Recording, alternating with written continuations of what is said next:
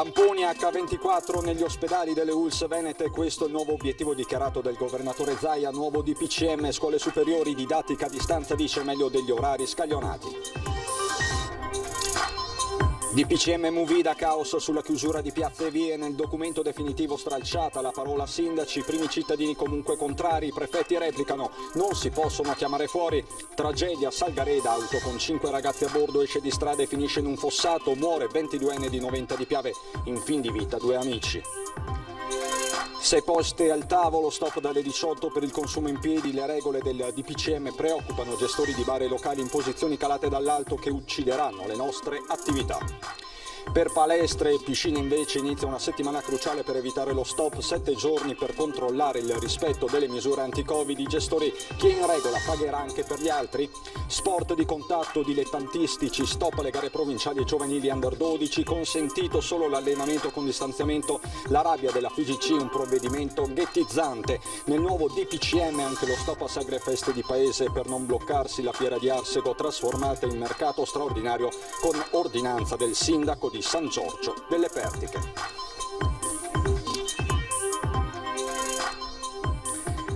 Bentrovati, buonasera telespettatrici, telespettatori di Antenna 3. È ovviamente l'emergenza Covid con il nuovo DPCM ad aprire questa sera il nostro telegiornale. A proposito di Covid, proprio in questo momento è arrivato il secondo bollettino di giornata di Azienda Zero con Regione del Veneto. Oggi in Veneto, lo vediamo insieme, si sono registrati 140 nuovi casi di positività. Si tratta per certi versi di una frenata rispetto agli ultimi giorni, ma se guardiamo il dato nelle 24 ore siamo a 558 nuovi casi, quindi comunque un minimo rallentamento c'è stato. Vediamo sempre insieme il dato delle terapie intensive che sono 59, quindi c'è stato un aumento delle terapie intensive, dei posti letto occupati in Veneto nella giornata di oggi. Ieri sera, per darvi una dimensione, erano 52. Questa è la contabilità del contagio che vede la provincia di Verona maglia nera di giornata. Questa quindi la situazione sul fronte del Covid, mentre infiamma la polemica, il dibattito attorno al DPCM adottato dal governo e illustrato ieri sera dal Premier Conte. Tante le misure, il giro di vita innanzitutto su bar e ristoranti, la promozione dello smart working è uno dei passaggi più importanti del Premier, è stato quello relativo a piscine e palestre. Il governo si è preso una settimana di tempo per capire se chiuderle o meno e capire a che punto è l'attuazione dei protocolli di sicurezza. Su questo punto verte il sondaggio che vi proponiamo questa sera, il cui esito sarà diffuso a Ring. Ultimatum alle palestre, quello del Premier Conte. Alle palestre e alle piscine devono chiudere? Sì, il numero è quello verde, 0422 16 26 691, no 0422 16 26 690. Questo quindi il nostro sondaggio, i risultati questa sera a Ring a partire dalle 21:15 con Ferdinando Avarino in studio. E del nuovo DPCM ha parlato inevitabilmente questa mattina il governatore Luca Zaia, che ha anche annunciato tamponi H24, cioè 24 ore su 24 in tutte le strutture del Veneto. Per ogni ULSS apriremo un H24 per i tamponi. Sto sempre parlando di tamponi rapidi. Tamponi rapidi giorno e notte, questo è l'obiettivo per fronteggiare la seconda ondata che almeno al momento, almeno in Veneto, è diversa dalla prima. Gli asintomatici sono oltre il 98%, stazionario anche il dato sulle terapie intensive, dove i posti letto occupati restano una cinquantina, un numero gestibile. Ovvio è che a Padova le terapie intensive si stanno riempendo, perché comunque abbiamo anche posizionato principalmente pazienti là, e adesso utilizziamo l'ULSS Euganea per le terapie intensive, che non so, hanno altri 15 posti liberi, e quindi stiamo smistando in maniera tale da garantire sempre l'efficacia del servizio. Una sostenibilità che Zaia fotografa ma che non dà per scontato in futuro. Il nostro tema è uno solo, che il paziente Covid, se arriva in ospedale in maniera pesante, cioè se arrivano tanti pazienti, la sanità collassa, non è più in grado di erogare servizi. C'è poi il nuovo DPCM con l'ulteriore stretta su locali e sport. Penso che questo DPCM, ho l'impressione che sia solo un riscaldamento a bordo campo, nel senso che non ha introdotto grandi rivoluzioni. Come sul tema della scuola, con il DPCM che parla di orari sfalsati per gli ingressi, modalità di cesaia più utile per le zone metropolitane che di provincia, dove i trasporti sono fatti di coincidenze e lunghe tratte. Da qui il tema della didattica a distanza, seppure limitata, per le scuole superiori. Cercheremo di studiare assieme all'ufficio scolastico regionale una soluzione, però dovrà essere, come si dice, compatibile con le nostre caratteristiche territoriali. Ed è sempre Zaia a porre una questione di metodo all'esecutivo in tema di restrizioni, anche per evitare quanto successo con le zone rosse di Alzano e Nembro in Lombardia. Qualora avessero la minima notizia della necessità di restringere, sia fatto obbligo al Ministro della Salute di comunicarlo al Presidente della Regione, il quale poi deciderà se attivare o no. Attenzione che non è una rinuncia di autonomia, ma è un'assunzione di responsabilità che qualcuno deve prendersi. Discorso analogo per lo scontro istituzionale di giornata, quello tra governo e sindaci, con Zaia che sta con i secondi. Se tu vuoi invocare gestione e regia nazionale la devi fare fino in fondo, non è che puoi dire a uno ti do le competenze ma non ti do gli strumenti. Avendo le forze di polizia, una regia e una catena di comando nazionale, non si capisce per quale motivo il povero sindaco debba rendersi responsabile dell'evacuazione delle piazze. Già scontro istituzionale tra governo e sindaci, scontro istituzionale con Giallo, perché poi dal DPCM è scomparsa la parola sindaci, ma i primi cittadini comunque non ci stanno e sono contrari a quello che definiscono uno scaricabarile. I sindaci potranno disporre la chiusura al pubblico dopo le ore 21 di vie e piazze dove si creano assembramenti. Così ieri sera davanti ai giornalisti il Premier Conte illustrava il primo punto dell'articolo 1 del nuovo DPCM che dava ai sindaci la facoltà di chiudere strade o piazze alle 21 in caso di assembramenti. Dava perché nel testo definitivo la parola sindaci non compare più, creando un vuoto relativo a chi spetterà ora la decisione di prendere un simile provvedimento. La sostanza comunque non cambia, spiega il presidente ANCI Veneto Mario Conte che attacca. Se lo Stato vuole chiudere deve assumersi la responsabilità di chiudere e non scaricare le responsabilità sui sindaci che poi devono dare risposte concrete e immediate ai cittadini che ci vengono a suonare il campanello del municipio. Una forma di autonomia che non convince i sindaci perché per attuarla, spiega Conte, ai primi cittadini devono anche essere dati dal governo gli strumenti per mettere in atto i controlli richiesti. Però deve essere seguita da degli strumenti che ci consentono anche di poter monitorare e attuare quelle che sono delle iniziative molto forti per il nostro territorio. Noi crediamo che in questo momento, soprattutto nelle nostre zone, ci siano le condizioni per poter continuare a lavorare in sicurezza e quindi non vogliamo assumerci responsabilità di questo tipo che graverebbero tantissimo sull'economia delle nostre aziende. Io credo che lo Stato che sta gestendo questa situazione debba dare strumenti ai sindaci per poter collaborare attivamente alla gestione sanitaria di questa emergenza. Non basta semplicemente delegare la possibilità di chiudere i locali. La volontà dei sindaci quindi è quella di proseguire quanto fatto in questi mesi, ovvero l'azione di informazione nei confronti dei loro concittadini. Noi continuiamo l'azione di sensibilizzazione, noi continuiamo questa grande sinergia con le attività produttive, con le associazioni di categoria, con i cittadini per sensibilizzare, per far capire l'importanza di seguire le regole, l'importanza di utilizzare mascherina, il distanziamento sociale, sanificare le mani, però se lo Stato decide di chiudere deve assumersi la responsabilità e non può scaricare nei sindaci questo onere e noi non siamo dei parafulmini dei problemi di questo governo. Ai sindaci si rivolge però il prefetto di Treviso Laganà, non si chiamino fuori dalla partita, dice. Sinceramente sono un po' sorpresa anche dalla reazione che c'è stata ovviamente a livello nazionale da parte dei sindaci perché come dire, non ci si può lamentare delle decisioni prese, come è stato detto, senza che si vengano consultati oppure mettendoli di fronte al fatto compiuto, però è anche vero che a fronte di assembramenti non giustificati, che probabilmente sono, anzi sicuramente sono la causa principale del diffondersi del virus, non si abbia poi il coraggio di chiudere una piazza piuttosto che una strada. Una piazza chiusa si controlla più facilmente che non, e quindi il rispetto della piazza chiusa che non dell'evitare l'assembramento. Essendo poi un provvedimento che è motivato da ragioni di sanità pubblica, diciamo che sarebbe il sindaco l'organo l'autorità che sarebbe preposta ad assumere questi provvedimenti.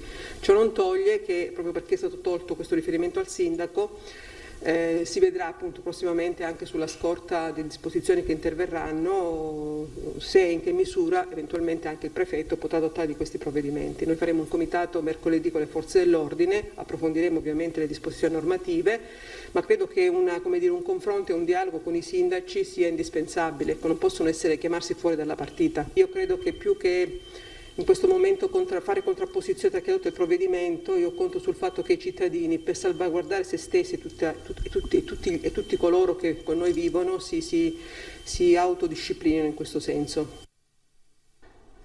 La cronaca adesso con la tragedia avvenuta ieri sera a Salgareda.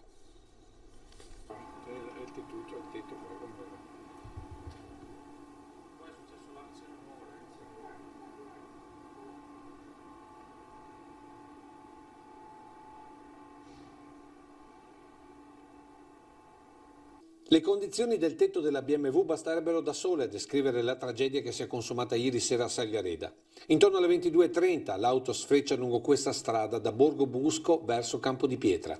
Via Pizzocchera è stretta e l'umidità della notte allenta l'aderenza. Alla guida c'è un 22enne di Meulo, mentre al lato guida c'è un 23enne albanese residente a Noventa. Dietro sono in tre, tutti e tre di Noventa. A sinistra e al centro due giovani di 22 e 29 anni di origini campane e Nicolò Minello, 22 anni, seduto dietro al passeggero. L'auto imbocca la curva e le due gomme di destra escono dall'asfalto. Il conducente perde il controllo e la BMW finisce di traverso sul fossato, con il tetto che si schiaccia su questo tronco d'albero. Nello schianto perde subito la vita Nicolò, mentre gli altri due occupanti, il sedile posteriore, riportano gravissime ferite alla testa. Il primo ad uscire dall'abitacolo è il conducente, che da solo e con la forza della disperazione tira fuori tutti gli amici. Nel frattempo, da una casa vicina parte la richiesta di soccorso con le ambulanze che arrivano da Oderzo in pochi minuti. 4 ripartono immediatamente per il Cafoncello di Treviso, una torna vuota. Il corpo di Nicolò Minello rimane sull'asfalto in attesa del carro funebre.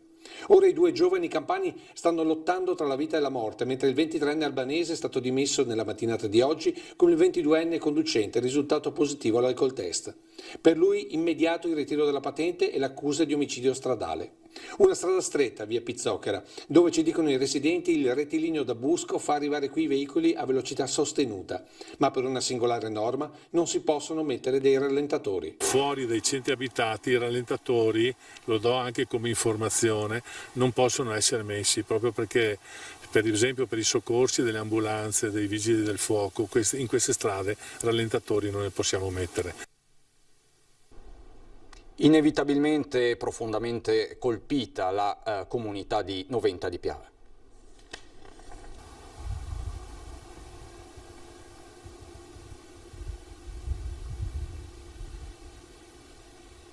I fiori bianchi del sindaco di Salgareda per ricordare il giovane Nicolò Minello nel punto dove ha perso la vita ad appena 22 anni. Vicino occhiali rotti, pezzi d'auto, una scarpa che galleggia sull'acqua mista a gasolio, mentre sulla sponda i resti di una pizza, forse l'ultima immagine di allegria in una serata finita in tragedia. Una comunità profondamente scossa, quella di Noventa, per lo schianto di via Pizzocchera. Sgomento per la giovane vita stroncata ed apprensione per gli altri due giovani che stanno lottando tra la vita e la morte. Abbiamo perso una giovane vita noventana e questo ci rende molto tristi, anzi approfitto anche pubblicamente di fare condoglianze alla famiglia a nome di tutti i noventani, visto che era anche una famiglia conosciuta, è una famiglia conosciuta a Noventa perché gestisce un bar storico di Noventa di Piave. E lo storico bar da Rolando oggi aveva le serrande abbassate. Nicolò era il nipote di Pietro Perissinotto e con il papà stava progettando di continuare la tradizione aprendo un bar a Jesolo, dove aveva lavorato prima dell'impegno attuale per un'agenzia immobiliare di San Donà. Estroverso, simpatico, amante della vita e legatissimo alla sorella Alessandra, aveva un'autentica passione per il calcio. Dopo aver giocato con il Meolo e il Ponte Crepaldo era attualmente in forza il Grassaga, dove, nonostante i limiti del Covid, non perdeva un allenamento. Un vero e proprio legame con i compagni che oggi attraverso la società hanno voluto salutare così il loro Mine. Oggi in aula Bunker Mestre il Tribunale ha condannato 32 imputati dell'operazione Camaleonte che avevano scelto il rito abbreviato a pene variabili per associazione mafiosa, associazione semplice aggravata, oltre 100 anni di pena comminata e la confisca a carico di 23 imputati della somma complessiva di oltre 15 milioni di euro. Si tratta della prima condanna per associazione mafiosa in Veneto dopo il caso Magniero. E il coronavirus ha toccato anche il rugby. Andiamo nel Padovano. Avevano manifestato alcuni lievi sintomi i giocatori della prima squadra del Petrarca Rugby che si sono sottoposti a tampone rapido.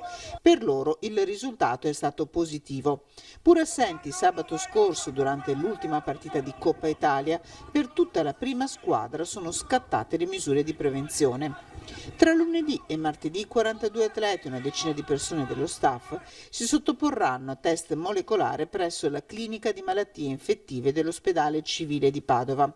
Sospesi per ora tutti gli allenamenti, non solo per i giocatori della prima squadra, ma anche della Serie A, dell'Under 18 e di tutto il settore giovanile.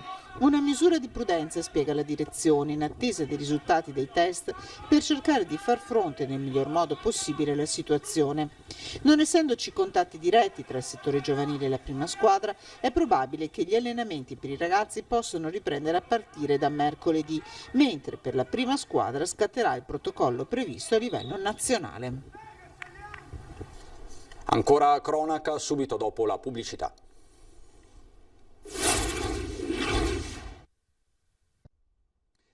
Di nuovo in studio per ritornare a occuparci del nuovo DPCM e dell'umore di ristoratori e titolari di locali.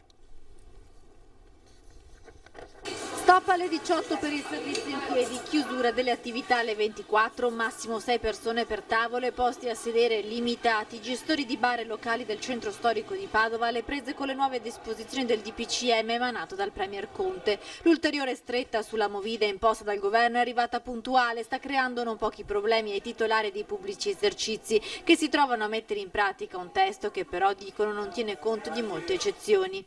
Siamo di fronte a un ennesimo imposizione dall'alto di disposizioni che a nostro avviso sono anche poco efficaci, poco controllabili e che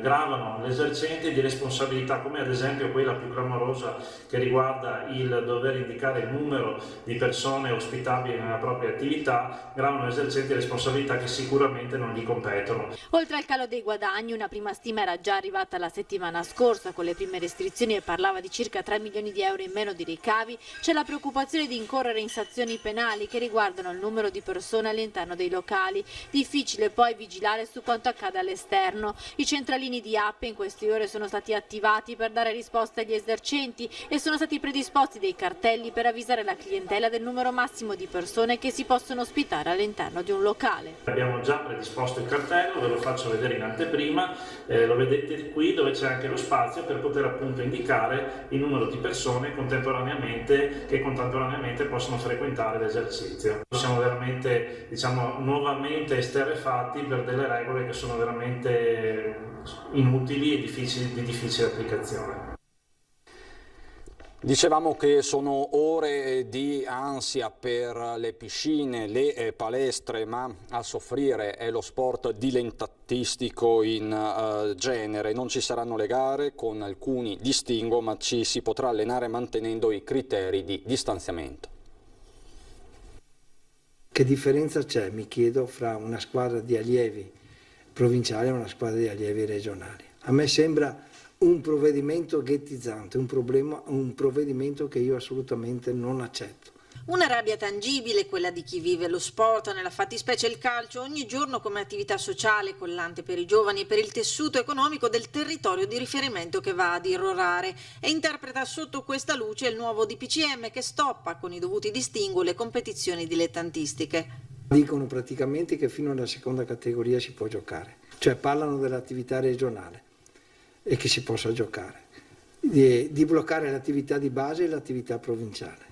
Tradotto in numeri, per il calcio dilettantistico veneto significa mantenere le 300 partite settimanali dell'attività regionale e ridurre da 500 a 150 quelle dell'attività provinciale. Un'attività ludico-amatoriale che si chiude temporaneamente, quindi nonostante gli allenamenti restino in formula anti-Covid.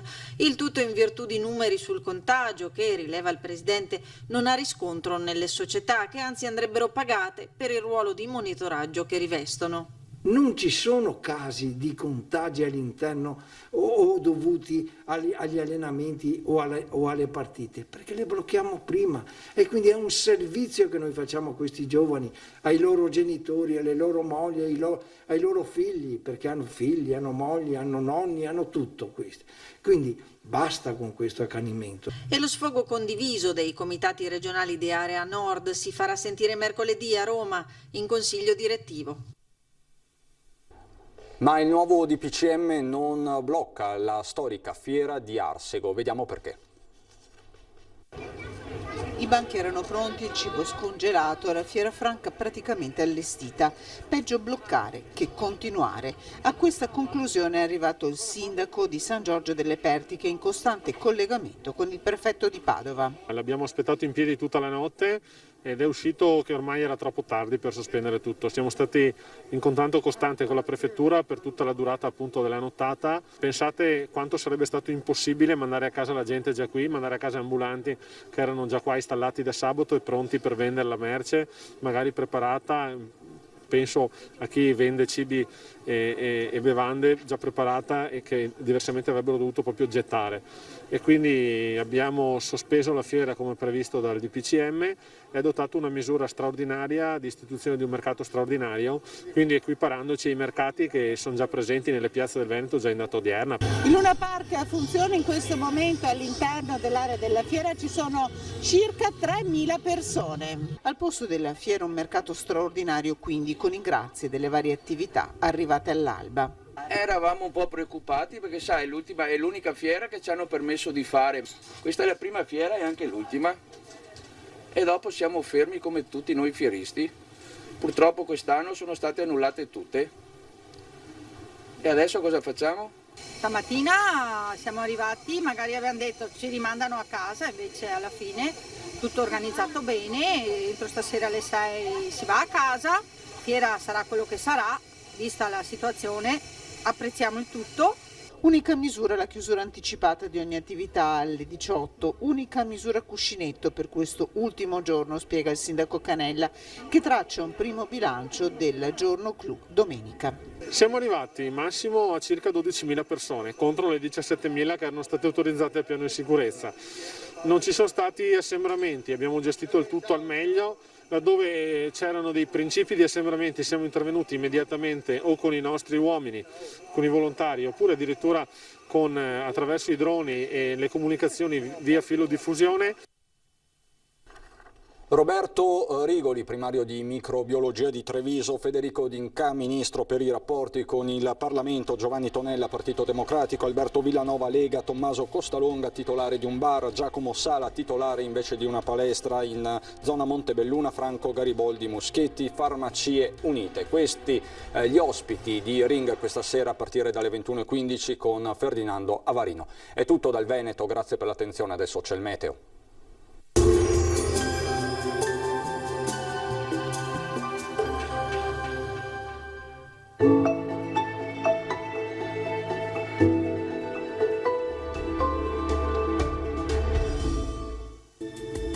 Bentrovati al meteo. Alta pressione ancora ben salda, bel tempo dunque al nord-est. Vediamo insieme il dettaglio di martedì 20 ottobre. Sul Veneto sarà asciutto e stabile, anticiclone però è sinonimo anche di nebbia, ecco che al mattino saranno probabili nubi basse e foschie in pianura e nelle valli, in successivo progressivo dissolvimento, lasceranno quindi spazio a un cielo sereno o al massimo poco nuvoloso, qualche annuvolamento a ridosso dei rilievi nel pomeriggio, dopo il tramonto nuovi banchi di nebbia sulle aree pianeggianti. Temperature sopra la media stagionale, minime fino a 10 gradi, massime invece tra i 14 e i 18 gradi all'incirca. Ci spostiamo ora sul Friuli Venezia Giulia, anche qui sarà per lo più soleggiato, locali addensamenti nuvolosi ma in genere senza piogge. Temperature minime tra 8 e 11 gradi, massime sui 16-18 gradi. Infine uno sguardo alla situazione del Trentino Alto Adige, bel tempo, salvo per locali riduzioni della visibilità, specie al mattino. Temperature minime sui 5-6 gradi, massime invece sui 16-17 all'incirca. Dal meteo per ora è tutto, vi auguro un buon proseguimento in compagnia di Antenna 3. Arrivederci.